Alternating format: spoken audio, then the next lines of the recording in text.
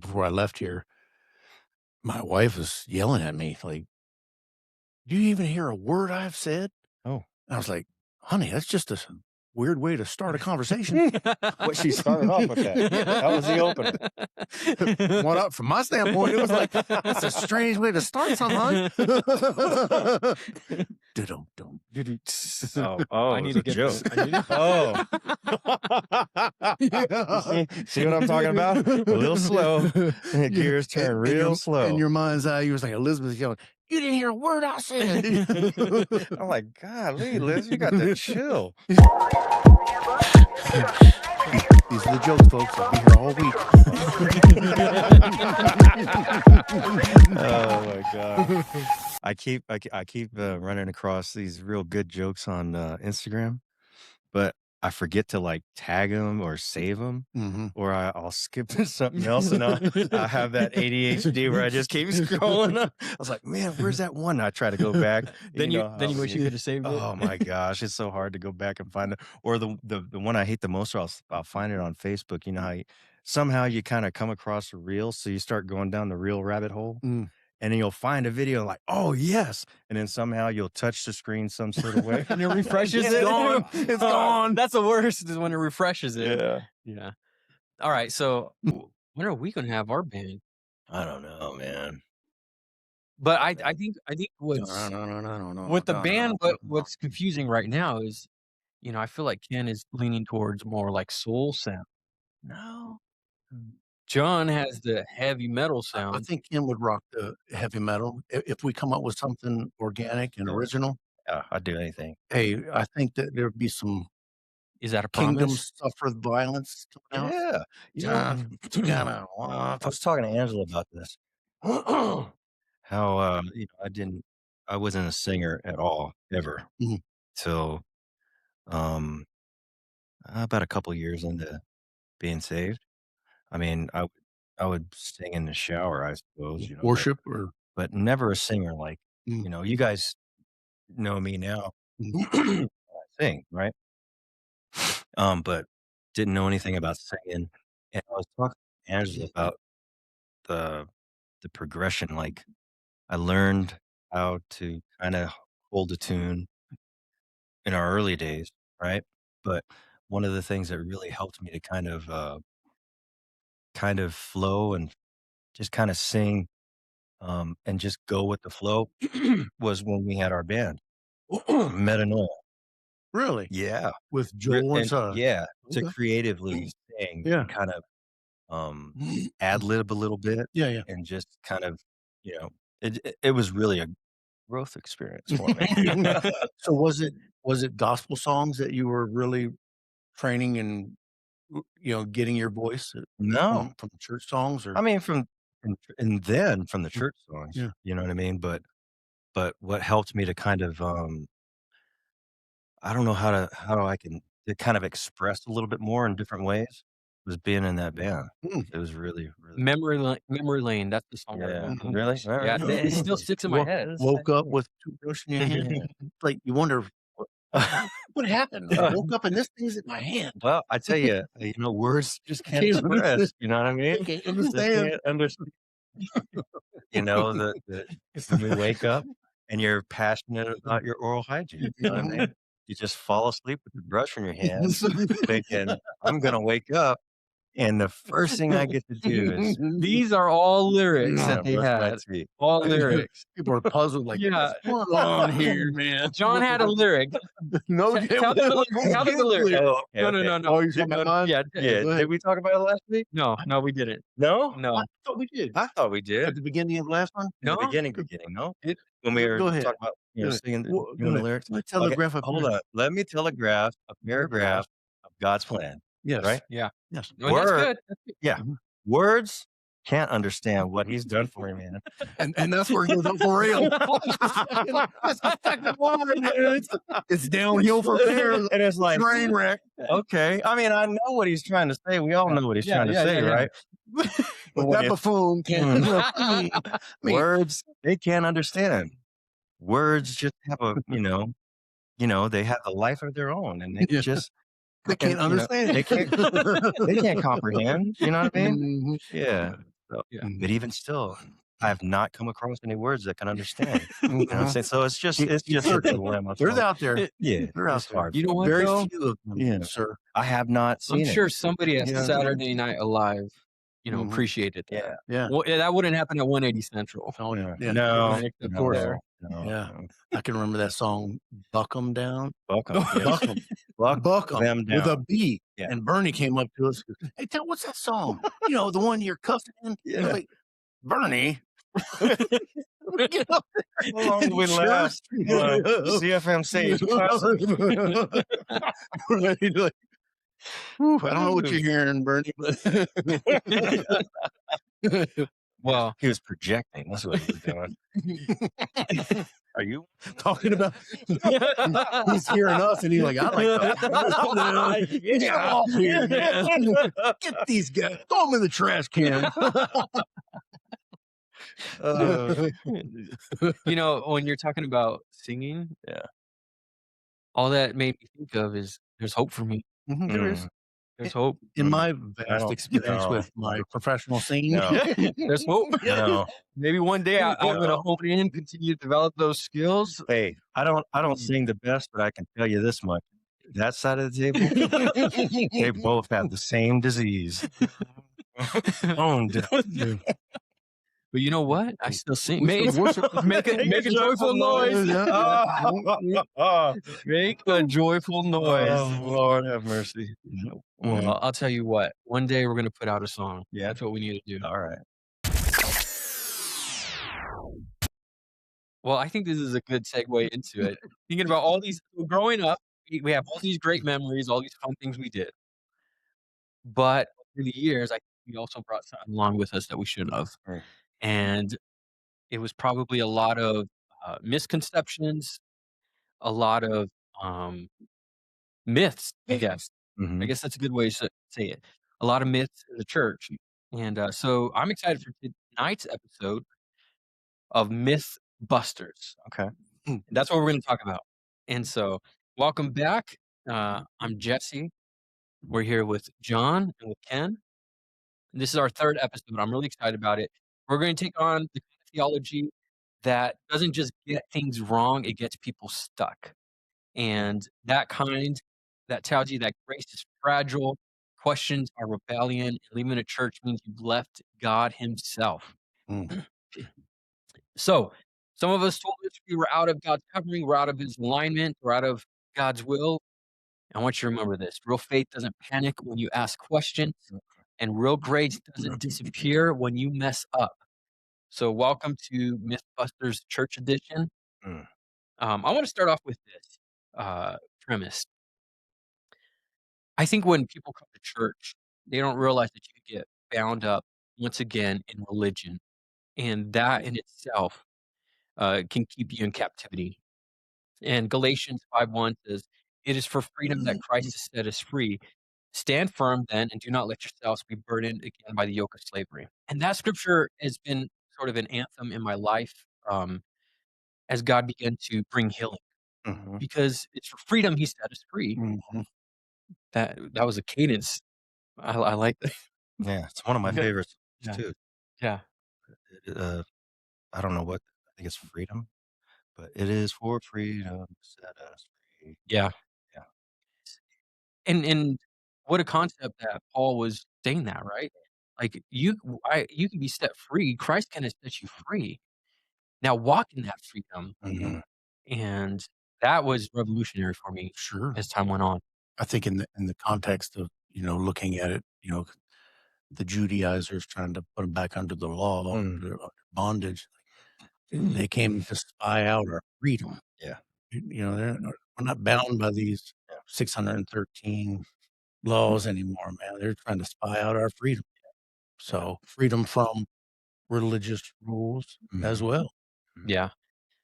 Well, how about this? John 10:10 says this. The thief comes only to steal, kill, and destroy. I have come that they may have life and have it more abundantly. Who is he talking about? Because wait, hold on, wait. I want to say something. I know you do. Hold on. Growing up, how many times have you heard it preached, or even now preached, the devil is coming to steal, kill, and Mhm. destroy you. The enemy wants to take you out, Mhm. and they use that to steal, kill, and destroy. And listen, there is truth that the enemy is coming Absolutely. to try to wreak havoc on your life, separate you from the presence of God. However, what is that scripture talking about? And you look Well, like you got well, excited. they in context, I think you have to go back to John chapter 9. The dude that got healed. Yeah. Was this in the notes, man? Not even once. You're throwing these curves at us here.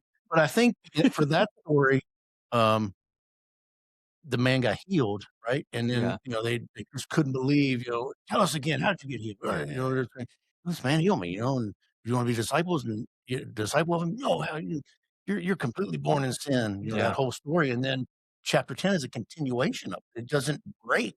It's the same. So in context, I think he's talking about these religious false leaders, Yeah. those leaders. Not to say that the enemy doesn't have the same aim in mind to kill, steal, and destroy, but I think in But context, the context of what that those religious leaders yeah. at that time, yeah. Yeah. So Sometimes those chapter breaks are just not helpful. No. no, but he was confronting false teachers at that Mm. point. And I think the reason I bring it up is because it's important for us to know, hey, in the church, you can encounter this where there are false teachers. And I want to say that anytime someone changes the gospel or they add requirements, barriers, or conditions, say, oh, this is how you get to Jesus, they're stealing God's people. They are taking away the what the gospel truly is. And that's what the Pharisees were doing, right? Mhm. And Jesus was blunt. In my opinion, is that's what he's saying. When you do that, you're not just confusing people, but you're robbing them from me. Yeah, And you steal their ability to see salvation clearly. right. So the whole point of that is, and I do have a bunch of notes on it. I don't want to just keep going back to my notes on it. But the point of it is when we're talking about the myths. Tell us what Numbers 23:2 says. Go ahead. No.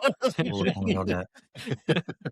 What Paul's saying though is be careful because there are counterfeits out there, right? In the modern church can do the same thing where when they start to put these requirements on God and you have to perform in order to have grace and they're preaching a different gospel, and I don't believe that they are necessarily intending to sometimes. I think some churches are, we came out of a church that I believe just by a product of what they taught did that. I don't know that they woke up trying to deceive in the way some churches do, right? They weren't trying to necessarily take people's money and, just take advantage of them. However, these teachings were detrimental, Mhm. and those teachings take people away. The other thing I want to say is Jesus warning about thieves. He identifies himself as a good shepherd. So he's the one who lays down his life for sheep, and then he says something incredibly comforting in my mind. He says, "My sheep know my voice." So as we lay the foundation and we go into talk about these myths, ultimately, when you have a relationship with God, He's gonna be the one to help you break through everything we're talking about tonight. Yep. You guys ready for myth 1? Sure. Do it. Let's Okay, do it. myth 1. You got your notes? I have my phone. Can I call someone? I'm Paul Ken. Let me take a picture. Brother, can you help me? All right. Myth 1. Grace is fragile. You can lose it if you step out of line. I think that this one is huge. Oh, yeah, it is huge. I mean, it's so huge that it was never said, but I came out of it believing that it was so fragile that when he said, "Your name's written in the Lamb's Book," I told you guys this before, Yeah. that literally he was up there writing and erasing my name so much that, internally, my internal conversation, I start, projecting how I think Yeah. into what God would think. Eventually, like, dude, Yeah. enough. My Yeah. gosh, if it were me, it's like, I'm just done. Yeah. I'm done with this dude. I don't know what his problem is, but you know what I mean? And you start thinking that God thinks this way, Yeah. at that point, because they made it a point of the moment that you did anything wrong, Mhm. they punished you, Yeah. sat you down, made an example of you. And so, you know, for me, it was like, well, I'm just never going to tell you when I'm Yeah. blowing it and when I'm doing something dumb. I'm just never going to tell you, Yeah. Yeah. because it teaches you to, man, you can keep that quiet. Right. They'll Hide it. punish it. Yeah. Hide. Don't express it. Yep. And it's interesting because in reality, biblically speaking, grace is by far the strongest, most presented aspect of God Mhm. over all the other. Grace, His love, His loving kindness. Um, I was thinking about that scripture. I think it's mentioned twice by Moses, Deuteronomy, and what was the other one? I have it written down here. Deuteronomy, and once I start quoting it, you'll recognize it. But and Numbers, but it talks about visiting the iniquity of the Oh, father yeah. on the sons to the third and fourth generation. Um, how many of you ever heard that? And you're like, oh, I better not mess up, Yeah. Mhm. right? And then somehow that got tied into um, or connected with family curses. That's the reason why you suffer the way you do because of the third and fourth generation of your grandfather or whatever. That you got to renounce all that stuff in order to get healed and all that kind of stuff. Yep. So it's like, how am I being? I don't know. You know what I'm Mhm. saying? So how am I responsible for that? And so what it did is it built up an expectation, or not an expectation, but this figure of God that He's fickle. His Mm. love is fickle. His Mhm. grace is fickle. However, the other half of that scripture was never preached. The other Yeah. half of that, If you love me and yeah, the other half here is, um, but showing love to 1,000 Mhm. generations. So look at the distinction. I'm going to visit the iniquity on the sons to the third and fourth generation. But if you love me, Mhm. I'm going to show mercy and loving kindness to 1,000 generations. Yeah. Right? So does the 1,000 overstep the third? Because if my granddad right in the middle, he blew it, but so I'm covered by the 1,000. Yeah. Remember great uncle? He Yeah. never got in. Right? But what was also not highlighted or kind of glossed over is there is some particulars to the first half. Yeah. It says, I'll visit the iniquity of the father upon the sons to the third and fourth generations to those who hate. Mm. So if those third and fourth generations don't hate him, they're not subject to that, Yeah. right? But we were never taught that. No, you only hear that first. You only hear the first part, and it's all part of. To me, I think that the the the the main driver for the teaching was lazy pastors who wanted to instill fear in you to kind of automate the pastoral process. It's kind of like Yeah. I don't know if we were talking about it last time we recorded, or maybe in that phone call that we had, but lazy parenting, kind of like the same thing. You instill fear Mm. in kids so that it kind of Conditions them to mitigates a lot of hands-on parenting. You know what I'm yeah, saying? conditions them to do what you want them to do, but, Yeah. just do what I say, don't Yeah, do as I without the do. interaction, fear Mhm. driven, you know what I'm Yeah, saying? yeah. I think a lot of that was that. Um, but it talks about God, he's slow, he's not quick to anger, but we were conditioned to think that God was fast to anger. Mhm. You mess up, Hey, I'm getting that big eraser, Yeah. out of the book of you're out. life, you know what I You're out. mean? And so and it's not that these things were said implicitly, Mhm. explicitly, right? Yeah. They were implied.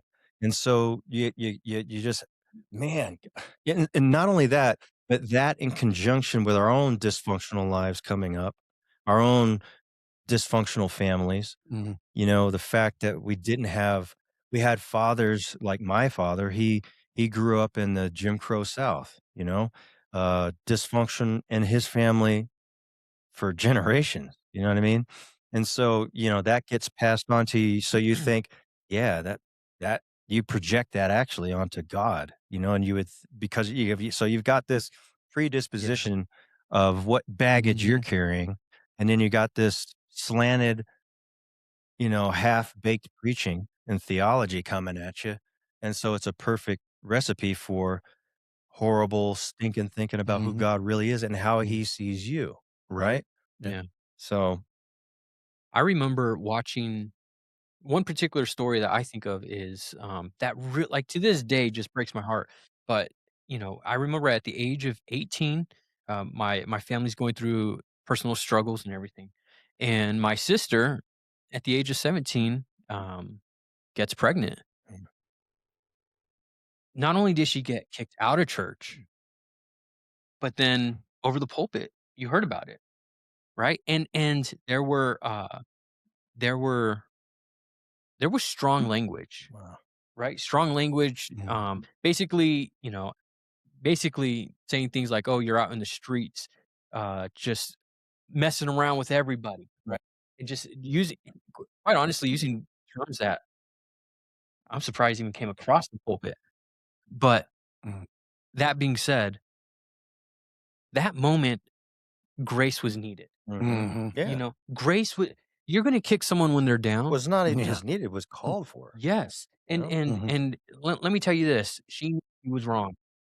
As we all do when we You know what I sin. mean? You know what I mean? Yeah, are you saying she didn't need to tell her, "Hey, what you did was incorrect." Yeah. And I will even push further and say this, that it pushed her even further away, Oh my that goodness. she didn't know how to come back, Yeah. and Yep. continued an ugly process for years. Yeah. And I don't want to share her whole story. That's her story to share. But from my perspective, sitting in there and listening to it, and that's one story. But when that's goes on every year But and time how again. how from any pastoral point of view is that helpful? Well, How is that beneficial to the if pastor? you believe that the army of God seeks to destroy its own wounded, it Yeah. makes perfect sense. Well, yeah. So then Mhm. the idea is that they're expendable. Mm. Right.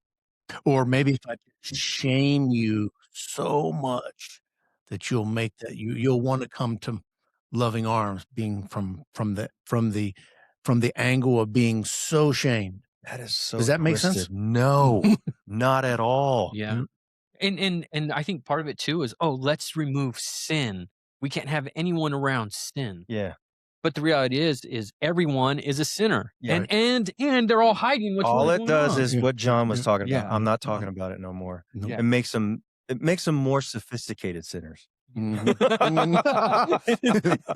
That's a great I term. have me You matched. know? Yeah. Yeah, but I think that if grace disappears every time you fail, Yeah. it was never grace. Yeah. It was never grace, and Yep. it's like a wage system. Hey, let me ask you guys this. I've always had this thought because, I mean, when we got saved, we heard a lot of grace, Mm. right? He gives the sinners When you forgive, yeah. but it's somehow when you come in the door, okay, you got your grace, and now it's done, Mm. and now that you're in, now that you've already experienced your grace, Yeah. now it's about performance. Yeah. Did you guys ever feel that way? Because I always felt, it seems like grace is only extended to your first step into the door, and that's it. Right. All right. Hey, you used it. Yeah. Now it's about towing the line, Right. performance. Right. Oh, man, I remember I was listening to this sermon when the preacher was saying something to the effect of, "We have a great gospel for sinners. We have a Mm. terrible gospel Mhm. for Mm. believers." Right, You know what I mean? right, right. I was thinking about the Lord's Prayer. I mean, I never really. I always when I read it, I tend to skip over it. Because you just read it and I've heard it so many times. You know what I mean, and then Mhm. it becomes ritual, and some churches where that has no meaning. Mhm. But he said, "Well, pray. This is the way you should pray, right? You know, And part of that prayer is, forgive me of my sins as I forgive others. You know, it's like, well, how often was he supposed to be praying this? Right. It's like, oh man, he taught us early on. I mean, it's, you just ask for that forgiveness because you're going to blow it every day, multiple times. Attitudes, how I drive aggressively behind people that are going slow. You know what I mean? But I think that part of that is asking for forgiveness every day. Yeah. So I think that needs to be understood better. So what does it look like to be a Christian? What does it look like to follow Jesus, right? Mhm. I think that because the Bible does have a point where it says, hey, you ought to be eating meat and you're still drinking milk, right? So there's an expectation of growth, but I think there's the balance between the two, right? And I think it just swung too far on one side, and where it was all about growing up and maturing. And if you're not mature, then you don't have grace anymore. Um, and so we don't want to come off as sounding like there's no expectation, of growth. But what does that look like? Because I think that sometimes God waits before he deals with something in our lives. Brings us to a point that he can deal with that in our lives. And he's not always going to, the minute we pray, he's not pulling everything out. Right. He's going to reveal it to us sometimes slower. Right. And I think that people miss that. Yeah, sure. When people come into the church, for like a lack of a better example, when they would come into the church, have an experience with Jesus, and they're still smoking. And they, it's like, well, he's probably dealing with so many things in this person's life. Cigarettes is probably at the bottom of this list right now, but we would make it, you're smoking, and so they, what they'd be doing? They're smoking in their car down the road, going to church, spraying the, like, hey, smell good. Yes, sir. Yes, sir. Yeah, that's interesting because you often hear things like the yoke of bondage or being in a bondage, talking about cigarettes. You know what I mean? I remember a couple of, I mentioned him a couple of podcasts ago, but Hank Houghton, his sermon on out of Galatians, that was really transformative for me and kind of inoculated me a bit to some foolishness, and from going too deep into performance, always getting a check. It was because of his sermon. I would always get checked. Like, are you sure this is, don't go down this road. But I remember him saying something because Paul said, be not entangled with the yoke of bondage. Right. And he's like, he's preaching across the pulpit. He's like, the yoke of bondage isn't smoking cigarettes. The yoke of bondage is just what Paul is talking about in his whole book. It's this rule or this religion of law whereby we try to get saved. That's the yoke of bondage, you idiots. He didn't say idiots, but that was the tone. Yeah. Can you imagine some of the reception to some of the people like, what? Either it went, it probably went over their heads. Angry, seriously, or you don't think some of them understood what he was saying? Oh, yeah, I'm sure some of them got it. Especially those that have used it. It's like, yeah. But I think that they might have heard that, but didn't believe it. Yeah, yeah. That performance thing is a trap. I mean, there's so many of us that, come out of childhood and we have this acceptance wound, we're trying to gain acceptance and, somehow it's communicated or we perceive it and we understand it that, my acceptance is based upon my performance. And the moment that I don't perform, then I'm no longer accepted.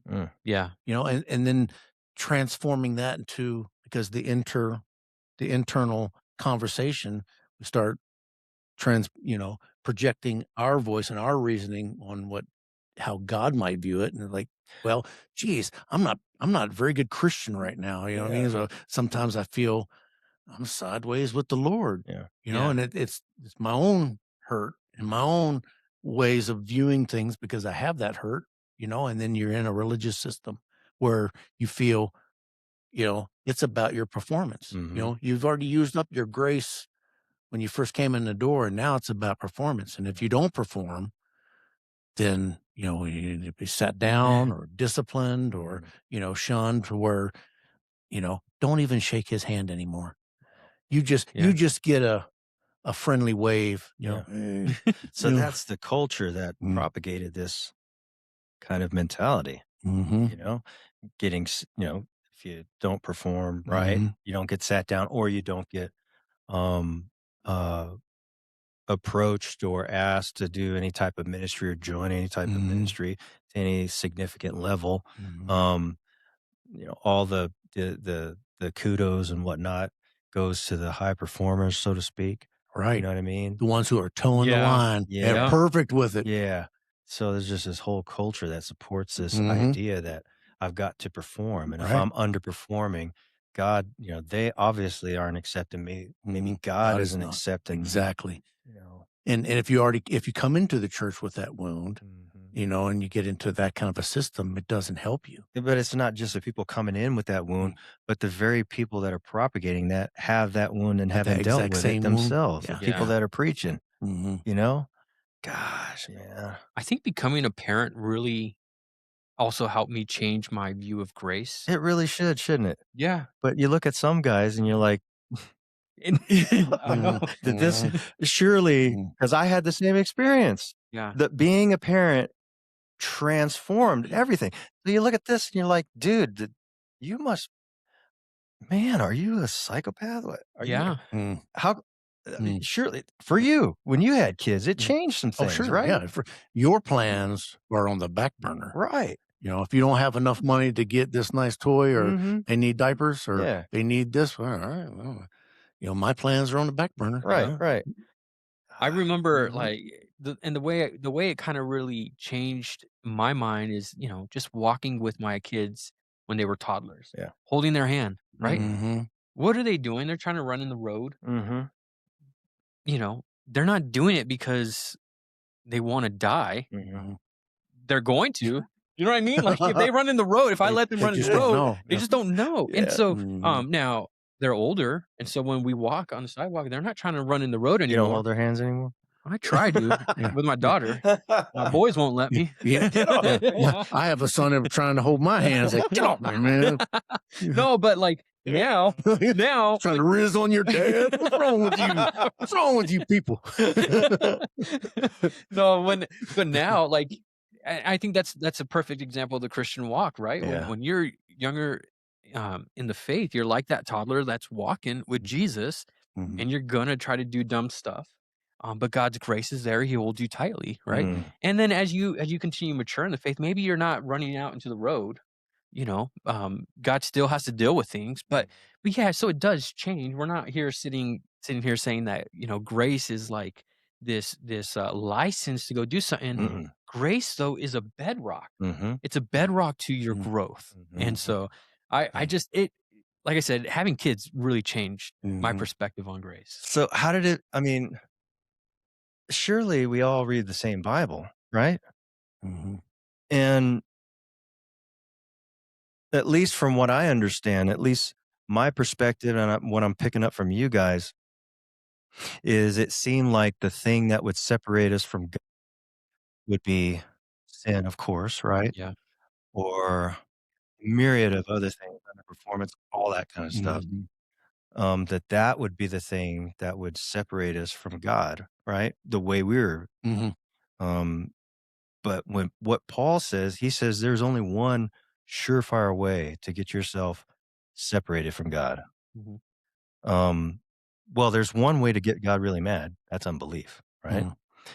If you want a like right now clipping from God or a really, one way road, one way street to separation from God, Paul said it's by trying to earn grace or trying to earn a right standing before Mhm. God, right? Yeah. Um, Mhm. was it Galatians? Again, I mean, there's so many things in the book of Galatians. Galatians 2:20, he says, "I am crucified with Christ. Nevertheless, I live, but yet not I, but Christ lives in me. And the life that I live by faith of the Son of God who gave himself for me, caps it up with, I do not frustrate the grace of God, for if righteousness comes by the law, then Christ died in vain. So basically what he's saying is, I don't nullify, that's what that word means, frustrate. It means to nullify or make of no effect the grace of God by trying to earn it, by being accepted unto the law or right doing or performance. Right. And then he goes on to say, I think in 540, he says, King James, he says, Christ has become of no effect unto you, whosoever you are that are justified by the law, you are fallen from grace. So he's saying whatever effect that Christ has, and we know what they are, new life, born again, life abundant, all of that, being saved, grace, favor, all of that effect, the transformative effect, the supernatural, powerful, all of that, it's become of no effect unto you who seek to be justified by the law, who seek to be made right in God's eyes by trying to do right or trying to perform. But yet in our minds, and that's one of the reasons why, again, that sermon that he preached was like inoculation for me, because remember I said that was the top reason why I left, is I didn't want to become them, I said. And what I meant by them is you see those people that, I mean, it's just like, it's almost like they've become zombies. They have no, it's just like they don't see, they can't hear. Yeah. I didn't want to be that. You know what I mean? I didn't want to be that guy that just takes the programming and just, robots, you know what I mean, onto my destruction. You know what I'm saying? So that's the importance of grace. Yeah. Grace reminds you of who you are and who God is. Yeah. Because we're all fallen. We all make mistakes. It doesn't matter how long we've been saved. There will be something that reminds us we need God's grace. Right. And maybe you're not struggling with the same things. Maybe you are, but maybe you're not. Maybe you've matured in the faith. You inevitably still encounter something where you're like, I need God's grace. Right. And that grace reminds you of how good he is. And it stops the performance. But I think because your performance can never obtain it. well, You can't do the it. only one you're As fooling, good as you are. only one you're fooling is yourself. Yeah. Because you're not fooling God. Yeah. No. What grace should do is it should reframe your performance. Yeah. Right. What compels you to obey. Yeah. I mean, if you make a terrible mistake, and I feel terrible, and he's just gracious to you. Because of that graciousness, I know I deserve 40 lashings for this. Right? But he gave me grace. Yeah. And because of that, it compels me to obey. Yeah. Yeah. Right? Because of the graciousness. So good. Yeah. Because, it's like, how can you fight that? He's so good. Yeah. Yeah. Not because of, I'm afraid of, I mean, I am afraid of the fire. You know what I'm saying? Let's get that straight. You know what I mean? I don't want to burn.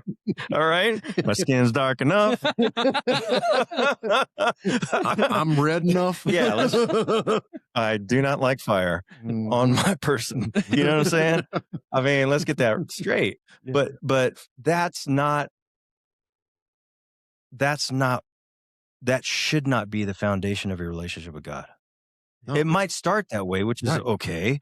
But once you mature and you understand, and besides that, what is it? Beloved, let us love one another, for love is of God. And anybody loveth is born of God, knoweth God. He that loveth not knoweth not God, for God is love. Love, love, love, love, love, love, love, love, love, love, love. I mean, you read that chapter, and the basis of everything is love. Even everything that God has done for us, love. Yeah. That is the foundation. That is the wellspring, if you will, for everything that God is doing is love. And it's hard for us to conceptualize that, especially people from a broken home or dysfunction, that it would come out of love as opposed to duty or responsibility, right? John, you and I were talking, I think it was Sunday. God not only loves us, he likes us. Yeah. You know what I mean? Right. I Right. mean, I could love somebody Mhm. because God says love them. Mhm. Doesn't necessarily mean I like them. Right. You know what I'm saying? That's good stuff right there. You know? You know what I'm saying? Thank you, Lord. Yeah. But his love, I mean, there's a, Mhm. you know, he loves us, Mm. but we have to understand that that love isn't out of some sort of, gosh, I guess I got to die for him. I created him. I got to die for him. Like, you Mhm. know, this, you know, father, because that's the kind of father I had, you Mhm. know, he didn't show a whole lot of love. He did things out of duty, right? Mhm. You know, Sure. I guess I'm responsible for this kid, so Mhm. I got to do it. Mhm. Yeah. How did that make me feel? Mhm. Didn't make me feel loved. You know what I mean? Yeah. I felt like I was a burden, right? Mhm. But I've had plenty of times where people did things because they love me, but that love was expressed through, I really like you. I genuinely like you. Mhm. I love you. Right. I'm going to do this for you. And man, I would do everything in the world for that person. Right. Right. But why then in what we grew up in, why then wasn't that pressed? I mean, that's a far, far stronger motivator. Yeah, I think that in some ways, and I could be way off here, at a high level, you know, I think I mentioned it maybe the last time, the lack of faith Mhm. that the strong shepherding might have to trust people, Mm. to have that relationship and work things out with, because you're going to make mistakes and you might go down a bad road longer than you should. Yeah. But if he's Lord, then he he will deal with you, Mhm. you know, and that trust where, you know what, I trust God's got something for you. He's, you know what I mean? I don't need to be heavy handed. He's very gracious. And, you know, if you're going down the wrong road, it's quite appropriate to, hey, that road's not the best road, Mhm. Yeah. whatever, you know, if you fall and you make a mistake, well, you know what? He's gracious. And what can I do to close the gap Mm. with not Yeah. quite the opposite of, you know what, I'm going to give you the old Heisman, man. I'm not going to be, you know, I think it's our duty, our responsibility as brothers to bear one another. And that means to close the gap, Mhm. come closer to you. Mhm. You know, what can I do? Or Yeah. how can I, you know, I don't know what I could do, but I'm here, Yeah. you know, where you feel loved, accepted. Yeah. I think actually what you're asking leads into the second myth Mhm. that we could talk about.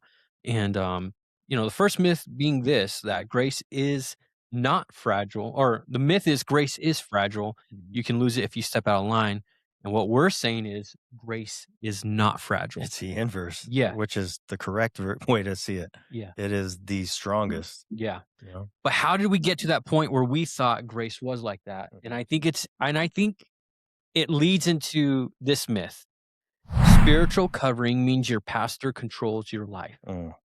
And the reason I say that, and this is this is what happens is you, at least in our experience, and maybe I'll speak for myself and maybe you guys would agree, you know, you come to a point where you have a relationship with God, you know God, you're praying. However, you come to believe that the pastor hears from God more than you do Mm. about your own life. Mm. And I think when you have that mentality, it becomes performance because you no longer hear the voice of God. Mm. And so you can't go to God for grace because you have to go to your pastor first. Mm. And your pastor will speak for you. And it goes along hand in hand with what you're saying too, right? Because there's no trust that God can speak to his people. You need a spiritual covering, and that is the pastor. Mm. You know, my instant take on that is to be completely sarcastic and flip that coin over and take it to the farthest extreme. Okay, well, if you want me to come to you for everything, then I'm going to. Hey, what should I wear today? Hey, you know, I was thinking about cooking this for dinner. What do you think? You think that's appropriate? Think, all right, hey, Pastor, would you tell me, like, you know what? You're going to have to talk to God about some of this stuff. Oh, are you going to trust that God's going to speak to me? Yeah. Okay. Okay. Well, let me ask you this. How did that look in your guys' life? Hmm. I think I think for me, I think the way I grew up, I had this natural sort of ingrained type of, uh, I don't wanna say rebellion, Yeah. but quiet questioning, Yeah. you know? Rebellion? Rebellion. Yeah, Mhm. you know? Stubbornness? I feel Yeah. we can identify with You that. know what I'm saying? Yeah. Um, so on the outside, I wasn't doing it, but the inside, just get that look, you know? Yeah. So, I guess I ought to start listening to God a little A bit more. little bit more. You know, when I, first was trying to cross the bridge to buy a house, Yeah, I wrestled with that yeah. for super long Mhm. because no one bought a house. No Yeah, one it was yeah. the culture. No one Yeah. you know what I mean? It was like, some, like, taboo thing, Yeah. or Like, you're why you have savings? Why? yeah, yeah, Yeah. and I can remember times taking long walks and pleading. I just wanted him to tell me, Yeah. "Buy the house or don't buy the house," and he Mhm. wouldn't do it. Mm. And it taught me a couple of things, as I'm trying to press in because I I thought that I was on a knife's edge Mm. and me buying a house would I'm out of the will. Yeah. I'm doing something completely wrong. And Yeah. I can remember wrestling and grappling and wanting him to treat me like a brick. Yeah. Just tell me to, you know what I mean? Sometimes I still feel that way, don't don't you know, don't get too creative with the wording. Just tell me yes or no, John. Yeah. So the language that I can understand. Yeah, You know what I mean? words. But Understand? I also learned, yeah, because they can't. I've learned that in his silence, Yeah. that sometimes you just have liberty, Yeah.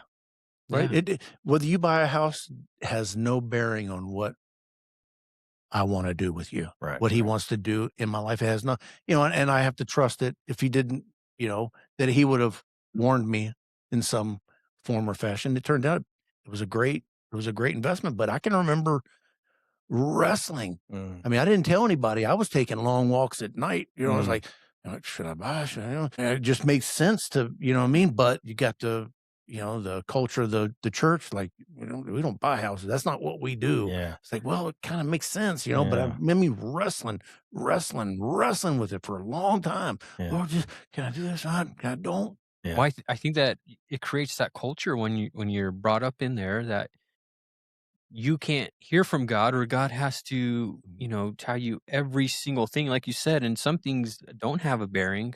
Mhm, And God gives that liberty. It's mhm, not like if you make a mhm, decision, it's gonna mhm, gonna separate you from God. But in that culture, every decision mhm.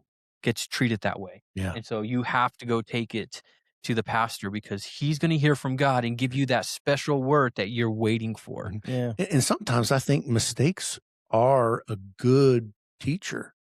Yeah. Sometimes and you make a mistake, it's, "Oh, you missed it," like, Mm. in his eyes, no, maybe I needed to teach him something. Mm. Maybe there was something I needed to learn, and the quickest way for me to learn it was to make this mistake. Mm. And Yeah. sometimes that's okay. Yeah. That's okay. Mistakes they're gonna happen, Yeah. but I remember asking the pastor about this house, you know what I mean? They're like, you know, I Well, think when you don't know something, you're yeah. looking, you ask. What was the answer? Well, it was, it was like, Yeah. I wanted a yes or no. Yeah. Just, something easy. I didn't have a concrete answer, Mhm. Yeah. so I went back to my default thinking of the church. Well, I don't really buy houses and I'm pleading and So walking and so for clarity too, like the reason you didn't buy a house is because if God called you, a yes, couple of things. If you would God be called you, anchored. yeah, you're now anchored, and God can't use you, and God Mm, can't bring you to mm, the new city and the yeah. people that are waiting to hear your voice. Because God's not strong enough or big enough or powerful enough to Yeah. help you sell that house. Mm-mm. Yes. Yeah. Yeah. So that's what I was gonna ask. Was there a good chance you'd be sent out in the near future from when you asked him? At the time, I was hopeful. Mhm. I lived in the hope, Mhm. Yeah. and so, with that in mind, and even just the culture, I don't think back then very many people owned houses. No, No. It everybody was just wasn't renting. the culture. I know it's a silly thing, and people were listening. They're like, "You guys really, But it was No, and the other thing, it's like, oh, you weren't really allowed to save because why are you saving? Like you have no faith in God to provide. Why put money aside for saving? So people couldn't save to buy a house because you were supposed to give to the church, and which is just terrible. Terrible to think about. The idea that you have a savings set aside and you steward your money well. and then you end up elderly without any savings, and now you're relying on the church. Yeah, and they're looking at you like you're a burden. Yeah, like why didn't you take care of yourself? You others? Well, you told me not to. You told me to. Well, and they take so much of your. That frustrates me. When you talk about it, like you got to be at church Sunday morning. We just had a raw nerve with this. Listen, you got to be at church Sunday morning, Sunday night, Monday night is like worship practice. Tuesday night is like I don't Something's know. going on. Yeah, you got a men's Bible study. Wednesday night is a full blown church service again that you got to be at prayer at 6:00, all dressed up. And then Thursday night is drama. Friday is who knows? Else. So and then Saturday morning you had outreach, and then you had all day now. Yeah, we're talking. Then you had the prayer in the morning. Yes, prayer. Men go to breakfast. Yep. Outreach at like 10. Yep. And then be back at the church at 5, 6 or whatever time Saturday night earlier to started. set up and and then go over, rehearse. Then you have to tear it all down, put the church back up, and then go home, sleep, wake up, get ready for church. Sunday morning. Yeah. Sunday night. That is afternoon. You might have a time in there to get a nap, get an hour or so, get a nap. But then you sit there and wonder, like, oh well, I'm struggling to make payments or do and you can't even make a living. No. Yeah. Well, that did. What you said sore spot. Touched a nerve there. I could tell, man. You no, sat up in that chair and like, no, it gets me so mad because you are ruining people's lives. Tell us about it, Jeff. Yeah. No. I am telling you about it. You're going to hear it. I understand. I'm telling you. But he's trying to express. If you live in it, I feel for the person that is stuck in that moment, because when they're stuck there, they're trying to find a way out. What used to burn me up a little bit is, wanting a day off. If you were to take a Saturday to yourself, you'd be like, what were you doing all day Saturday? We missed you. Yeah. You know what I mean? Yeah. And I do that myself, missed you, you know what I mean? But really it was like, no, why weren't you here? Yeah. And then find out. Well, you said that to me Sunday. But that's the truth. But when you're listening, I missed in. It hurt, man. There was a hurt and an ache in my heart. Yes. I think John and I just were like kind of. And you know what? To talk to. We were just wandering around. Hey, you know what's? I shook no one's hand. I just waved to them. Hey. Sat in the corner. Going back to what you had said though, like that idea that you're not at church and it's like, where are you? Well, then you felt like you had to answer because your pastor was asking you, right? You're back under that spiritual cover, like, and so it's this vicious cycle that you just can't get out of. And he would only catch you flat-footed once. Yeah. Where were you? And then you rehearsed what you were going to say. Where was I? Let's see here. My mom had this crisis moment. I had some time there. And then how ridiculous this all sounds right now, right? Yeah. I'm blown away when I think about it sometimes. See, I was so scared of this dude. Golly. It's like, let the pastor, I mean, no offense, John, but he wouldn't do that anyway. But let the pastor ask me some questions, probing questions about where were you. It's like, man, get out of my face. Yeah. If you're asking, I wasn't here. I'll tell you where I was. If you're asking because you genuinely care, there's a very clear difference. Right. Like, hey, you all good? You kept past couple of Sundays, everything all right? Yeah. But not a where were you? Yeah. Like, the difference. Like, what were you doing? So you struggling now? I wasn't sitting in the church listening to your sermon. I was out enjoying myself. enjoying my freedom in Christ.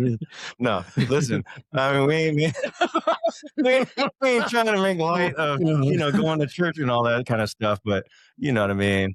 Sometimes you just gotta let that rebel fly, you know what I mean? Especially when it's some foolishness. You know what I mean? So I want to ask Jesse. I mean, it seems like it struck a nerve here, man. What did you want to do with your time if you didn't want to be in church? What did you want to do? Sleep in, man. Do a little sleeping in. Go watch a movie or something. Yeah. I wanted to go to movie theaters. It was a little cold that Sunday morning, and the covers just felt so good. Oh, they would just preach. didn't feel like Sister waking up. Sheets keeping you. Yes, indeed. Brother Blanket. Yes, he was. Yes, he was. He was taking good care of me. Yes. Pastor Pillow. Yes. He was preaching that sermon, man. I was glued to the pillow, man. Yes. Amen, brother. You know what? Ultimately, shepherds serve. Spiritual authority serves. Sir, yeah. It doesn't replace God. No. And I think that's why we probably found ourselves with spiritual anxiety about God and what we're doing, because we replaced the voice of God with a man. And I guess what gets that rise out of me is I'm thinking to myself, what man in his right mind would want that kind of influence over somebody? Yeah. You know what I mean? An insecure one. A narcissist. A sadistic one. Psychopath. Mm-hmm. You know what I'm saying? Yep. Spiritual authority really should strengthen you. Yeah. It should come alongside you, right? Mhm. Like, and when I say spiritual authority, pastors or someone that has, that serves as a mentor influence to you, right? Mhm. They don't replace God, and I always got annoyed with that story. Do not touch God's anointed. Yeah. And what cracks me up about that is they're using the story of David Mhm. and Saul. Yeah. But who are they comparing themselves to? Saul. The irony. Yeah. The irony. Do not touch God's anointed. And you're saying I'm like Saul in this story. I am the one that God has removed his spirit from. So, I'm going to rely on your character and integrity to not do anything to me because God's spirit is no longer with me. I'm getting worked up. Yes, I'm enjoying it. This is a good show over here. It ruins people's lives. Yeah. It keeps them in bondage, and it's sad. It's sad to see because it's hard to break out of. But I think that you think it reveals a little something about them. Oh, that lots. that there's a lacking there, and to try to make up for it, be very strong-handed, very controlling. Yeah. Yeah. Totally. I can remember a time when I was going to help serve. We were, I don't know, some food fellowship church was providing sandwiches, like pulled pork or something like that. Yeah. And I can remember getting instructed, when they come, give everybody one sandwich. Yeah. And I get the reasoning. If everybody gets one. Yeah. And then, whenever when everybody's had at least one, then, Did you get two? No. The very first in line. The very first. And you know what I did? I picked up one with the tongs. I want two. Oh. I thought you didn't you tell me? And I said something, like, I thought you said one. Well, rank has its privileges. Wow. That's what kind of a character. Wow. Yes. That's how you and I'm standing there like, I mean, this wasn't like customer number 57. This was right out the gate. Number one. Make yourself first in line, and then get two. Rank has its privileges. I'll tell you, because I was not going to be that guy that John talked about on the podcast. And get a double portion. Yeah. Yeah. All I can say is I remember all those times where we'd be laboring at the church, and my pastor would order food for everybody and wouldn't think about me. You know what? I did think about you. He wasn't talking about I you. just laboring so hard. Laboring so hard. I gotta starve. Yes. You could have eaten. I could have eaten and died. I just look. There's some things I'm good at. Yeah. Remembering what. Yeah, that's all right, man. I forget. No, I appreciate that. Yeah, I See, was Grace right here. That, yeah, grace. That is grace. Yeah, do you forgive him? I do. All right. I do. I That's good. mean, I hardly remember Bringing sometimes. hearts together again. This is what we do here. This is what the average bros do. I thought, you know what? I didn't help a whole lot in kind of organizing all this anyway. You don't deserve I me. Hey, that's how I rationalize it away. I deserve I that. tried. Look, I couldn't remember everything. Yeah. Right?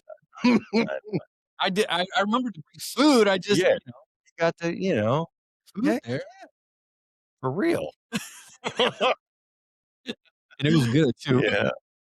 It was But good. yeah, you saying that, oh my God. I could totally. Yeah. I know could you. hear I it. know you ain't lying. Yeah. I know you're not lying. Yeah. And what does a man do at that point? It was like right out the gate. I thought you said one. Oh, right has his privilege. Okay. Going down the line. Like, golly. That is the tenor of Mhm. that man's life. Mhm. Every bit of Mhm. it. Yep. Mm. All right, so we experienced all that. We got tired of being treated that way in that, and then we encountered myth 3. Ready? If you leave, you're rebelling against God. Mm. Wow. Yeah. This one, I say this one probably impacted me. These next 2 myths impacted me heavily. Yeah. For years, I Yeah. wore this. So, the way it feels is when God is begun to deal with your heart and begin to pull you out, and you start to entertain the ideas, "Should I go somewhere else?" Mhm. That first thought of, "Should I go somewhere else?" is almost like, "I have just sinned. Mm. I have crossed a line." Really? Mhm. Yeah, because it's like Almighty has the pencil with the eraser face down. yeah. What are you gonna do? Yeah, what yeah. Yeah. And so, God forgive me, you know what? You placed me there, and so here's the heart of the Christian, I think, that is Mhm. in that moment, Mhm. is, "God, you saved me Mhm. here. You've done a work in my life," because I truly do believe that God Yeah. can still work in your life there. Obviously, I mean, he called us, Yeah, right? That was my first experience with Christ was in Mhm. that church. It's obvious, Yeah. right? He will use it, and I think that at the time, it's really what I needed. yeah. I needed that structure. I needed, For sure. I couldn't have had too much time on my own, Mm-mm. or I would have been off somewhere. But there's this idea that God will never call you out or take you somewhere else, Yeah. and if you do, it becomes the equation of, if you leave church, you have rebelled against God, Mm. and that creates this anxiety in your life that Mhm. is terrible. It almost puts it on the par of uh, the unforgivable sin. Yes. Because, when you look at it, people who were deemed rebels were treated worse than adulterers. Mhm. They were treated worse. Yes. You know what I'm saying? Mhm. Whatever despicable sin you can think of, they were treated worse than that if you were labeled rebel, Mhm. right? And what's interesting is that same scripture, I think, in not Deuteronomy, but He's got his notes. Look at this. Numbers 14, where it says, it's the same. It starts off the same. I'll visit the iniquities of the father, third, fourth generation. Mhm. And then it goes on and talks about the flip side of it. And it says, but the Lord is slow to anger, abounding in love, and forgiving sin and rebellion. So God couches the rebellion not in, the visiting part, Mhm. but he couches it in but I am slow to anger and I am abounding in love, even to you're forgiving your sins and rebellion. And we used to think, if you rebel, you are marked. You're like Cain. Mhm. Yeah. It's a done deal. But God is like, "Look, you come back to me, man, it's all good," Yeah. you know? And if and it's some you have I struggled with what you're talking about. Gosh, leaving, I'm gonna be out of the will of God. Is there Mm. what's gonna happen to me? But I struggled with it on the way out. But for me, it was like once that I was off the leash and I was free, I was like, "Heck yeah, I'm Oh, gone man. later." I was not feeling guilty at all. I was free, It's Oh, like man. a pet that's been shoving out the door. It's like, Exactly. "Oh." No, that's crazy because that was not me. No? Nope. I spent, like, I almost went into, like, this really season of just depression. Yeah. Like, we didn't go to church for, like, 4 months. Okay. 'Cause I think it was, like, 3 months before we visited a church, and Mhm. we tried to visit some, and then we just couldn't find anything because, Mhm. I was like, "Man," and in that, it was almost like, "Do we go back?" Mm. And, there was Mm. something in me that knew I was never gonna go back. Yeah. Like, I'm not going back.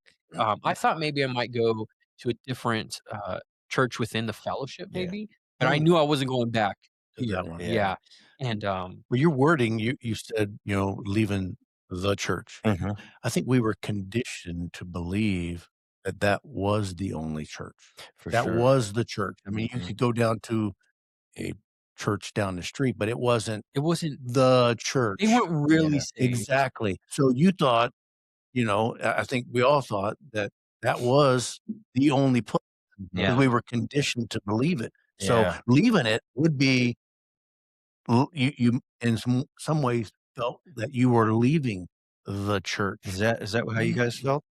I yeah, didn't I didn't I did. I didn't feel that, so much at the time, but I can see where the mentality would be leaving the church because you were conditioned to believe that that Mhm. was the only place. I think for me, I didn't I mean, that certainly had its pull Mm, because I think for me, the hook was I got saved here, mm, right? Mhm. Um, but it wasn't the end all be all in that way because I had experienced God totally separate from CFM, mm, right? When I was 7 years old, I had a very powerful experience with Christ. I remember Cheap Tracks and I prayed the prayer at the end. I mean, I experienced Jesus to a tremendous level, um, to the degree that, um and it sounds kinda silly to an adult, but at the time, I was, like, 6, 7 years old, right? And I remember, those June bugs? Yeah. Well, you know, they're around for the summer and then they just die, right? And I remember finding one, uh, in the gutter, and for some reason, I'm just, like, moved, I'm like, "Man, why does this thing have to die?" And it sounds silly, right? mm, But why does this thing have to die? And I remember I was holding it in my hand, riding my bike back to the house, and, um, and for some reason, I just felt moved to pray for this thing. Lord, please and, you mm, can tell when something's dead, it's hollow, mm, you know what I mean? You mm. pick it up, got that hollow empty sound, and I remember just praying, "Jesus, c if you could just heal this thing and make it come back, man, that would be awesome." And sure as the day, I opened my hand up, that thing flew out of my hand. I Wow. thought and as Yeah. I'm praying, for some reason, I'm Mhm. praying with such conviction, Mm. tears, I'm blurry, can't hardly see where I'm going, you know what I'm saying? Riding this bike, "Oh, Lord, Jesus, heal this June bug." Just came to know Jesus, right? Mm, And this was during a very traumatic time of my life, right? Um, my dad and the only mother I really ever knew was getting divorced. mm, I'm living with my aunt and uncle in California, being molested by my cousin. I mean, it's just traumatic, right? Yeah. And Jesus shows up and does mm, something for me. He shows me that he's Lord, mm. he heals, he saves, and I'm just believing. I believe. Yeah.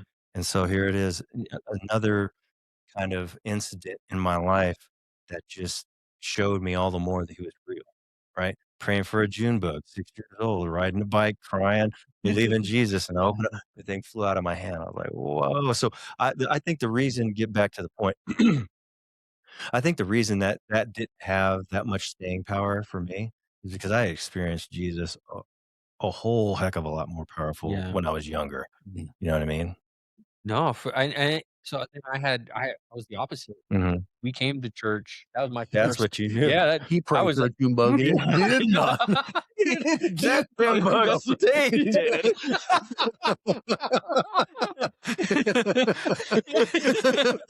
No, I no, but I was raised in Kenya, that's all I knew, Yeah, and yeah. so that was hard.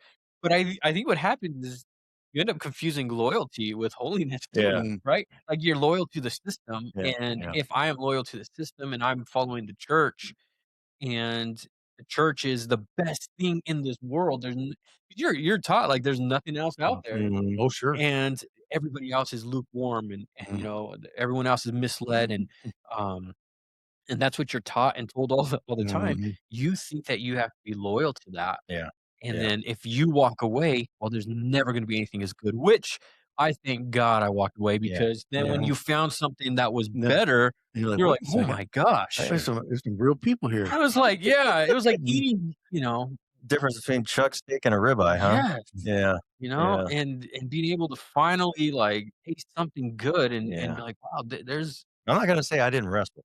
I mm, wrestled in between, yeah, but mhm, once that leash was cut and Rob mhm, and homie said, "We're gonna let you go."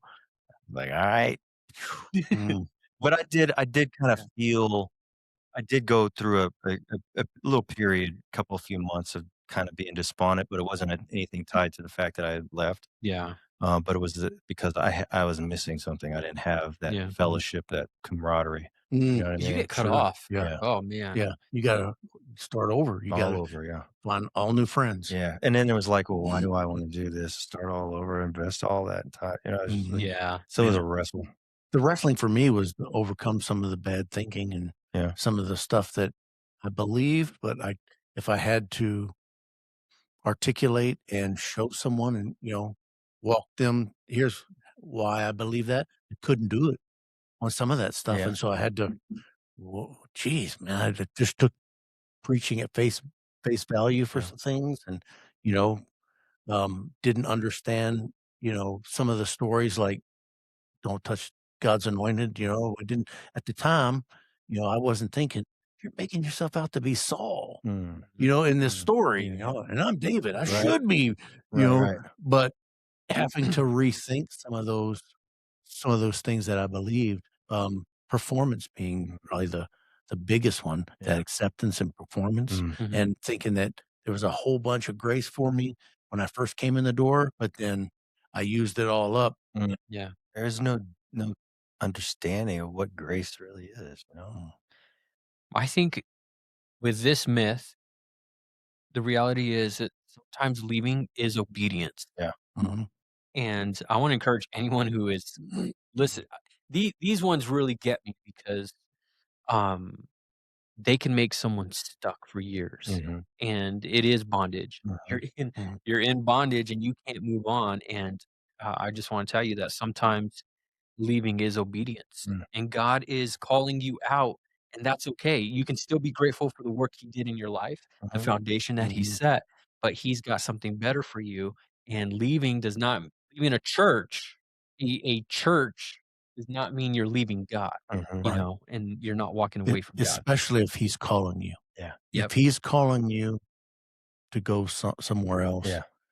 to experience something else, to then be obedient Yeah. at that Yeah. point. Yeah. I mean, It especially if he's happened. calling. Yeah. Mhm. It Leave clean, though.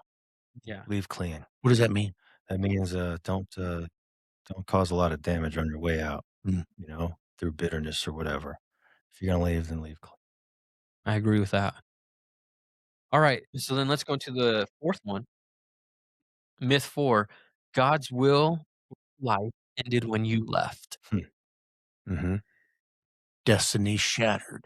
Yeah. Yeah, so I Yeah. think that in this type of culture, if you're in church that's like this, you probably hear a lot about God's will, God's call for your life, and destiny, the destiny that you have, and uh, that is at the forefront so much of everything that you think once you leave that the God's will for your life ends, Mm. that you no longer have purpose and God can no longer use you, you're damaged goods. And again, this is another one that I struggled with a whole lot. Mm. What? The grand plan that God had for you and what your mind's eye had envisioned, you know, looking at that map. I remember having a map in the church, you know what I mean? Sitting there, get a vision, looking at places, get the little pins and stuff like, just dreaming, and thinking this is part of destiny, man. I might be called to, Africa or someplace, you know what I mean? And, the moment that you're not there, destiny's shattered. Yeah. It's no longer obtainable. Did decisions ever feel like they were spiritually irreversible?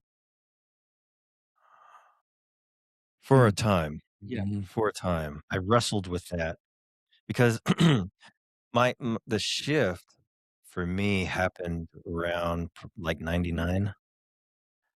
Maybe it was a 2000 conference, that winter conference. Angela and I were at the conference, and it's funny. It's ironic, actually, because they featured us in this, the conference video. Really? Yeah, yeah. Nice. Angela and I are in the front row, and I'm kind of looking down like this. And the way they featured it is he's yielding, to the, I don't know if they did, but that's the, the angle and all that kind of stuff and the music and everything in the background. And like, oh man, there's a guy really, yielding to the call of God. But in reality, I'm thinking, how do I get out of this?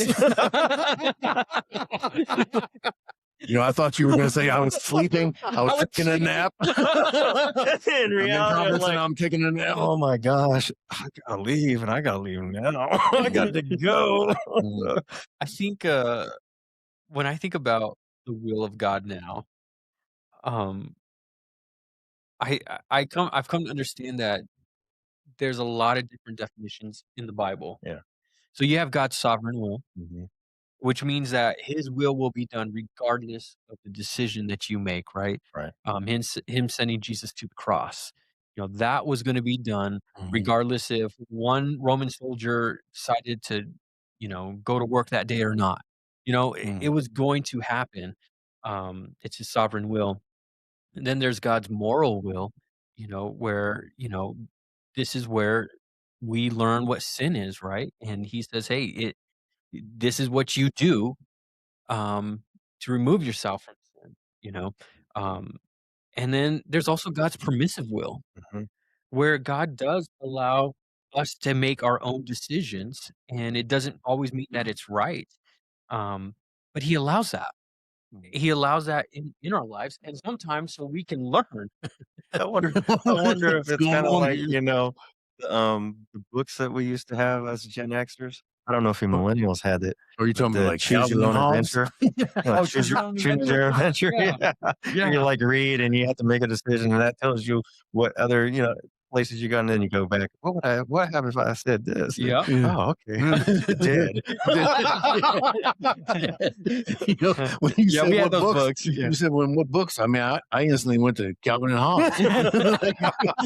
I was still around with Calvin and Hobbes in those books. Yeah. I think they still have those type of books. Yeah. And like the choose your own. Yeah.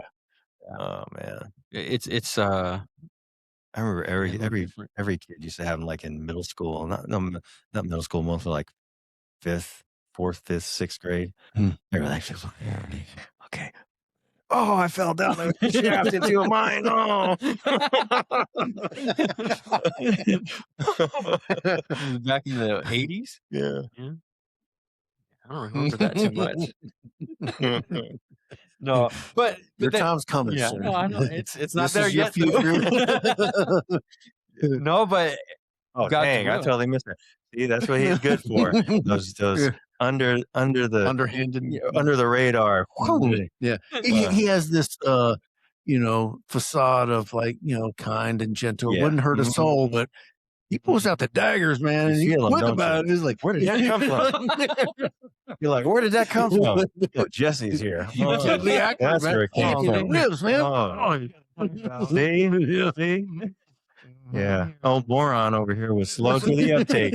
I didn't catch it until John said that. I was like, hold on, did something happen? I was wondering why I go home and my back's hurting, man. I said, Packers and Jesse's putting in me, man. Hey, I'll be there one day. Yeah. Just 90 days soon. No. But talking yeah, I'm lost at this point. No, but the will of God, God's sovereignty will always accomplish his purpose. And I don't I don't think that one decision can ruin God's plan for your life completely where you're never able to do something for him again. Yeah. And that's not to say that some decisions won't alter what you do Yeah. in life, but it's to say that God doesn't all of a sudden discard you Right. or think less of you or not want you anymore. Mhm. He can still use your life. And quite frankly, what I've learned is there's multiple paths to get to the end sometimes too. Yeah, as if God isn't omniscient. Yeah. What's that mean? Oh man, that's in some ways Facebook, I guess, is a blessing because it's so many memes you come across. Mhm. But what is that one has to do with on that topic where God has factored in all your foolishness? Yeah. What how's that go? I can't think of it right now. Have you ever seen it? I don't think so. It's something about, basically, I don't know what I was worried about when God called me or whatever, because he already factored in his foolishness, Yeah, all my it's foolishness, Mm. basically speaking to the omniscience of God. Mhm. He's a whole lot bigger than what Yeah. your little microscope of Mm. the universe can pick up on, Right. like as if he hasn't factored all this, Right. all the As if he's taken aback by your buffoonery. Oh my gosh. Yeah, I wasn't expecting him to do that. Gosh, the level. The unmitigated wrong. Can you yeah. As if I wouldn't know. It's the master of the universe. Why did I call him again? Gabriel. Why did I call him? you kn I went to Europe this past summer, and we were driving from Germany to Switzerland, and it's interesting because in the States, when you're driving and you give your GPS, you get off the highway, right? But then you get on the same exact way. Mm. Like, there's no, like you you get off the interstate, Mhm. go get gas, and you get right Okay, back on, yeah. and you go Uh-huh. back, right? In Europe, if you get off the road, there's like 20 other ways that it then takes you. Your Oh, GPS all of a not bad. sudden just says, "Okay, we're gonna go this way." And, I think that's God's will. A Yeah. lot we think of it like, "I have to get back on that road and go in that If I don't direction." go this one, Yeah. I can't to where I'm Yeah, but it's more like how it was in those roads in Europe where it's like, okay, I took a detour, and maybe that detour was a foolish decisions, Mhm. and maybe that detour is, you saying, "Hey, I wanna go, Mm. just walk this way." Yeah. We can't I don't wanna equate every detour as sin per Mhm. se, but in the end, it's gonna get you to the same destination, and so sometimes we think it's so fragile, that God's will is so fragile for our lives that one decision is gonna derail it, and unless we go back to that church or back Mm. to where we fell, sometimes, like you said, God's like, "Well, I'm teaching you something in Mhm. this, and just keep moving forward." And even if that detour was a mistake and it was a horrific mistake, he can still use it, right? Because Yeah. sometimes it's in our woundedness and the mistakes that we have made is how he uses us. Because how many other people are going down that same road, and who better to say, "Don't that road may not be what you're looking for. You know, trust me, I've been down there, Yeah. right?" And you have a perspective now that you're able to possibly speak and to minister to someone from the avenue of I made that mistake. Mhm. I went down that road and it was wrong. Yeah. And I can tell you I've got the scars. Are you done with your notes? Yeah. So it was the illustration that this piece of paper, nice and flat, is you and your, you know, no mistakes, Mm. how he made you, right? But in life, we've made mistakes and we've made a mess of it, and then we come to the Lord and we're, Lord, what can you do with this? And he starts working on, it hurts. He's working on things on us that, it's not really about performance. It's about relationship. That hurts. And he's pulling us, and he's putting us back together. Right. But in the end, we have scars that, because you can't go back but now we have scars, right? And he's like, this is what God has done for me. I've got the scars. I can tell you, you don't want to go down that road because it will scar you. It'll hurt. Yeah. I trust that everyone understands. I'm not saying go down the wrong road on purpose. No. Yeah. Right. For that. But if you make a mistake, he can still use you, because there are other people in life that are going down that same road. And who better than you, who's been down that road, to say, I've been down that road, man. It ain't worth it. Yeah. Either that or don't go down that road, or, hey, I've been down that road and it's not the end of the world. Yeah. God's got you. He can still, right. Yeah. At that point, because you're helping someone, you're at that point. Is that not the will of God? Yeah. Right. To use you in your mistakes to come to aid and comfort and give grace and mercy and strength to. I've just come to not believe that God is so angry that we mess up. There was a time where it was like he was just, not only did he erase your name, but he did it in anger. You grieved the Holy Spirit. Yeah. You grieved him. Yeah. And like God sat there, he was just so disappointed. And, I've come to realize that, God rejoices when I finally get it. He it probably does break his heart when he sees, decisions that I make, but not to the point that he's angry. Not that he's so angry, like, man, I don't want anything to do with you, but more like, the hurt is more like, I know where this is going to lead. You're gonna have to walk through it. Yeah. I think having kids change that perspective, right? Yeah. Where again, it's like sometimes I watch my kids make foolish mistakes, and there is that sadness, right? And that disappointment, but a lot of it's rooted in, and I know what you're about to encounter, and so it really that really is put that into perspective as well. I used to think that when I had willful disobedience, just blatant wrong decision, went down the road for selfish reasons, and then sorry and remorseful and feel shame. And at that point, I can't approach the throne. I can't come boldly before because I've got this. I just blew it, and it's like he's like, who come on in now, guys. I see you.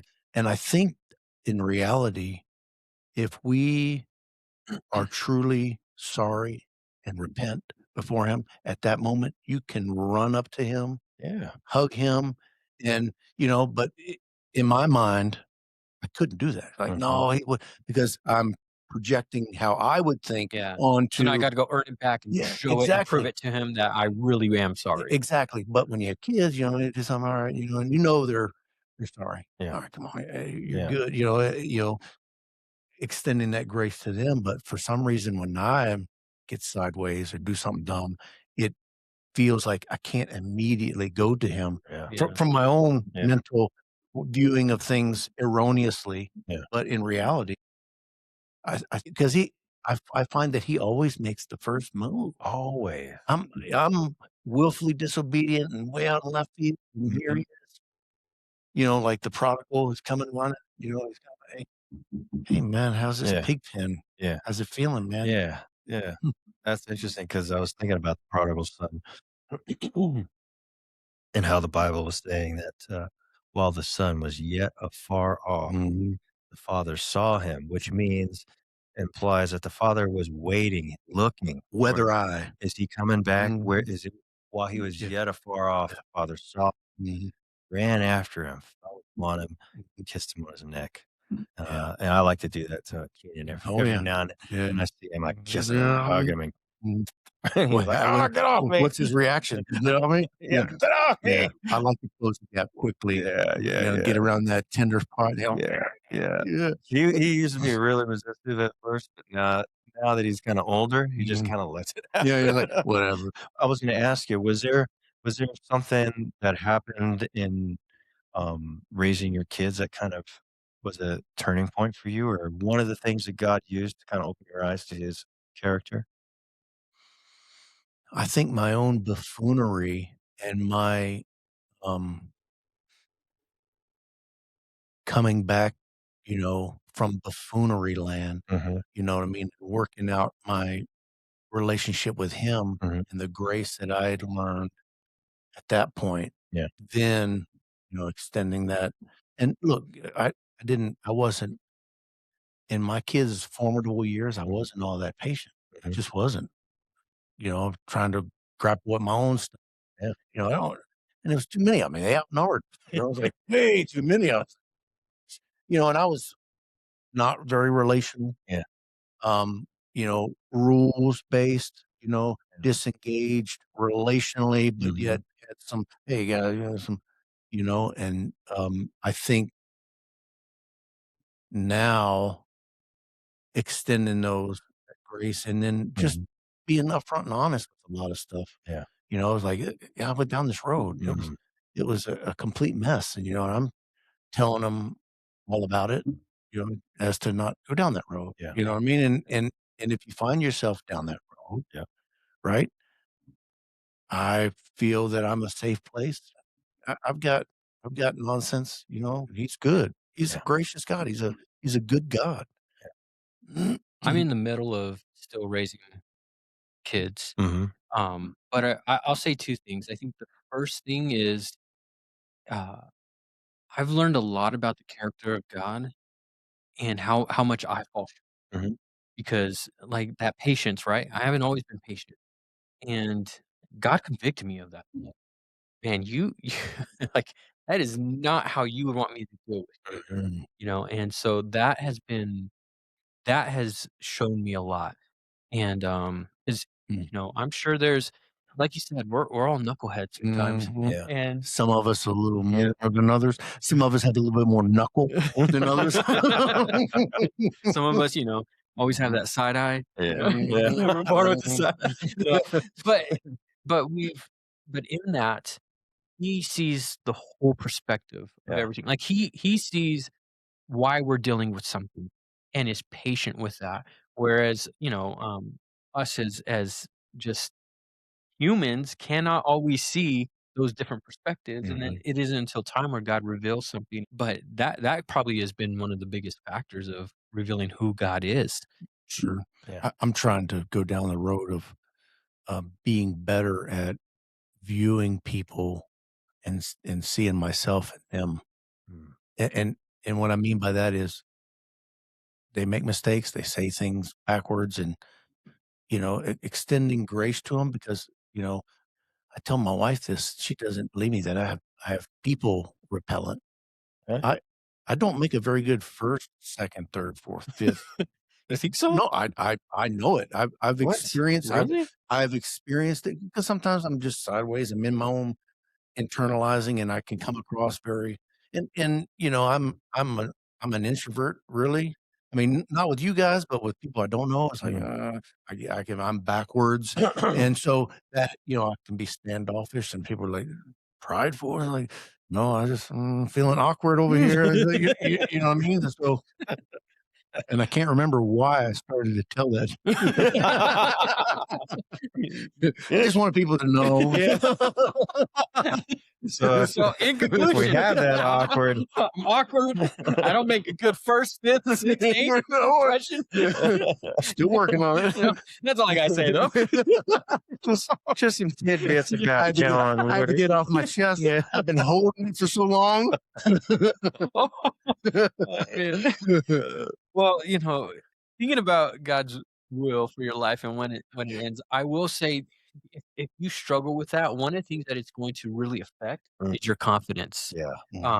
And so because what happens is fear replaces your confidence. And if you're struggling and walking through this, I want you to know that God's will didn't end. run into his grace, run to his mercy, go to the feet of Jesus, and he's not angry at you, he's not mad at you, Mm. and, um, and walk in that confidence knowing that he loves you. Yeah, confidence. The Bible, yeah, I think you mentioned that, alluded to that scripture, "Come boldly Mhm. before the throne of grace." And, I mean, even if you break it down, it makes sense. Come boldly as if you belong someplace, but where are you to come boldly? Before the throne of unlimited favor, Mhm. favor that can't be earned, that's just given to you, Right. right? So come boldly as if you belong, as if you are a son of God, Mhm. right? Not haughty, Mm. didn't say haughty. Right. Come boldly as Right. though as Yeah. just as Jeremiah walks boldly into this house, Mm. I wouldn't feel the boldness Boldly to come in there? to come into No? this house, right? It's not Mm. my house, Mm. right? But he belongs here, Mhm. you know? Micah belongs here, right? Gigi belongs here, right? Come boldly. Well, we belong Mhm. before the throne of first of all, it's a throne of unmerited favor, favor Mhm. that you can't earn. Mhm. And we belong because we are sons and daughters of God, Yeah. bought by the blood of the Lamb. How much Okay. more secure can that be, to be bought by the blood of the Mm. Lamb? You know what I mean? It Yeah. doesn't get more secure than that. Sure. You know what I mean? Yeah. But just thinking about one of the things that happened to me as a father that God used to break down, you know, uh, errant views of Him is my daughter. She was like 2 years old, could hardly put sentence together, and I told her, and her mom told her, "Be messing with that iron." You know what I mean? And we were in a rental, Mm. and it had Berber carpet. Yeah, and, Berber is a little bit more expensive than your Mm. average carpet, right? Mhm. And we both told her because she had a bad habit of getting the iron and plugging it in and just kinda leaving Walking. it there, you know Mhm. what I mean? And so I remember I came home from work and I was dog tired. It was a hard day. I was on the couch and I just crashed, and, Anessa came and kinda shoved me a little bit. And, if you knew Nessa back then, she had a really deep voice. It's like, "Rah, rah, rah." You know, so she came up, she's like, "Daddy." I'm like, "What, baby girl?" "Daddy, I'm sorry, Dad." I was like, "Don't worry about it. It's all good." And so I fell back asleep. I woke up like 45 minutes later, and what she was trying to say was she had plugged the iron in, Mm. she didn't know how to turn it off, and it had melted itself into this pervert Oops. carpet. Oops. Mm. But I couldn't do I mean, I didn't get mad because Mm. she'd come to me, Yeah. right? She had confessed, Mm. you know, "I messed up, Mhm. help me," you know? And God was saying, "How much more Mm. me being a good father Sure. would just welcome you, as you were saying, Mm. with open arms if you Mm. were to just come to Come. me Yeah, yeah. Yeah. and just" you know what I mean? I think we ourselves keep ourselves from it. Yeah. You know what I mean? Yeah. The bad thinking of, "There's no way he's gonna accept me. Right. There's just no way." I mean, I wouldn't accept myself. Yeah. I'm looking at it and I was like, Yeah. So I'm keeping myself from boldly coming because I feel I've grieved him and he knows that he no longer likes me. Well, he forgives me. Okay, yeah, but you need to stay at a certain distance. Mhm. Keep your distance from me. Mhm. You know, Yeah. I remember what I was going to talk Okay. about. Great. Extending grace to one another. Yeah, yeah, yeah. You're looking at finding myself because I could be backwards and awkward and have that people repellent. I mean, there's Mhm. people that are like, but um, how much more, you know, seeing somebody else do that, Yeah. and then I'm taking it. Oh, they meant, but maybe they didn't. Maybe they didn't. Yeah. Maybe they're just having a bad day. Maybe it's how I'm viewing them.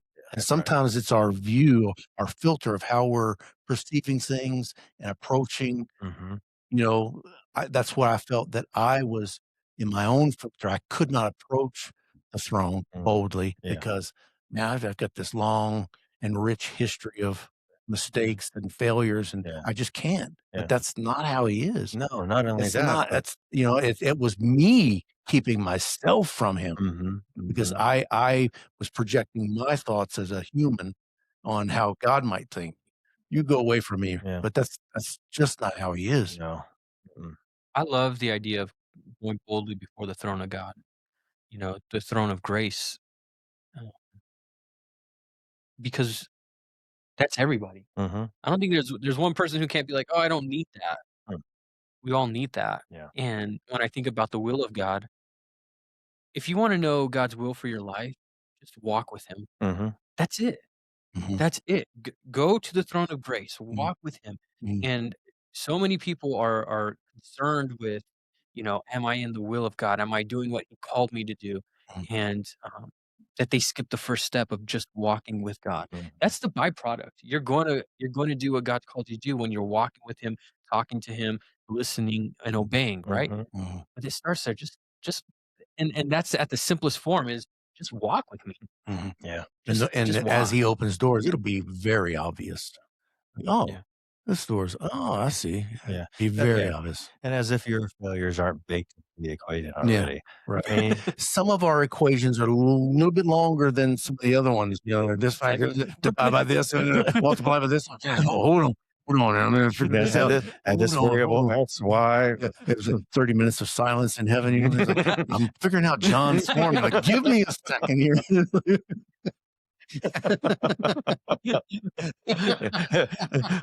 we're in hidden numbers territory now. Beyond numbers, we're using letters and everything else, symbols that we've never seen before. What is that movie where that guy Had a wonderful mind? Yeah, beautiful mind or something like that. Hold on. Yeah. This guy.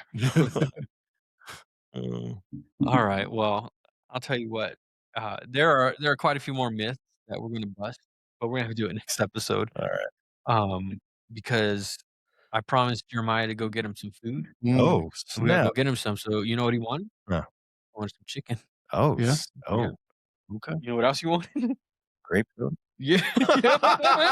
Stop. That's a watermelon? Yes. That's my man. I'm That's what I'm telling talking you. about. He said, let's go get some chicken. We're gonna go KFC. I said, Nice. anything Oh, else? I wish I could have me some KFC original. Oh, Lord have mercy. I'll take you. I'll is it take you to I KFC. can, man. I Is it the can't. skin? This is a problem. It's gotta be. I just want to gluten-free. see that. I invited It's him gotta out. be Try to bring him. gluten free. He says no. Yeah, you see how you make me feel bad for the condition that I have? Hey, man, that's messed up. Jesse, you didn't offer very much grace there. No, brother. you did not. Hey, I'm just saying I'm gonna go pay. Anyone wants to show up, they're gonna get a meal. Wow. That's all I was saying. All right. Well, Yeah. I'm going to go pay at a gluten riddled, which means I don't have to pay for you, which means this whole invitation is just blowing smoke off my behind. hey, look, I would have taken you somewhere else. But Jeremiah He's chose virtue it. signaling. He's signaling. He's Yeah. a good guy. With Yeah. that innocent face. With you got that dagger. Mhm. Yeah. I don't know. I'm a great guy on me, but you can't. Dagger masked in humor. Anyone can show up. Oh, You're invited. All right. As we wrap this up, here's what we want you to hear loud and clear. You're not broken for asking questions. You're not rebellious for wanting freedom. And you didn't lose your faith because you walked away from control. And healing takes time. Unlearning fear takes patience. And rediscovering trust with God is a journey and not a deadline. And once again, we don't have all the answers. We do not. And we're not here to burn churches down and pretend that we have arrived. We're just three average bros trying to serve an extraordinary God a little more faithfully each day. And so, hey, what we'd love to do is hear from you. If you've been affected by any of these myths, first off, and you want prayer or you want someone to pray with you, let us know because we've been there. You're not alone, and God's not mad at you. Or maybe they got their own myths. Hey, yeah, if you got we have quite In a the few more comments, myths, right? Yeah. So if you got we got quite a few more myths that we're going to uncover. Quite a four. Quite a four. Quite a four. Or if you can relate to being a knucklehead. That's you had to get one last digit in, right? Yeah. You know. Hey, I mean, you did bring Burger King right over there. I sure did. Mhm. Hungry. Yeah, we were sitting there starving. I offered, but you didn't want any. Yeah. And you can I have can't them. eat You can Burger King. have I those. can't have Burger King. Oh, shit. Hey, listen, if you got some myths, put it down in the comments as well. But we're the average bros, and we're signing off. We'll see you next time.